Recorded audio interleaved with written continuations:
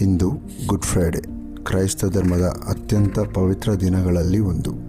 ಈ ದಿನದಲ್ಲಿ ಯೇಸು ಕ್ರಿಸ್ತರನ್ನು ಶಿಲುಬೆಗೆ ಹಾಕಲಾಯಿತು.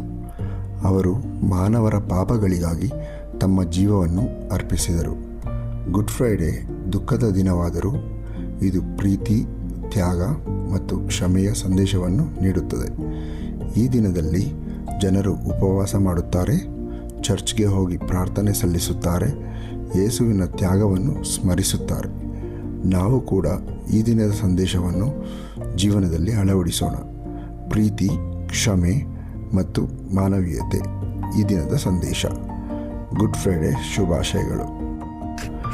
ಇಂತಹ ಇನ್ನಷ್ಟು ಆಸಕ್ತಿದಾಯಕ ಮತ್ತು ಜ್ಞಾನವರ್ಧಕ ವಿಡಿಯೋಗಳಿಗಾಗಿ ನಮ್ಮ ಚಾನಲನ್ನು ಫಾಲೋ ಮಾಡಿ, ಲೈಕ್ ಮಾಡಿ ಮತ್ತು ಶೇರ್ ಮಾಡಿ.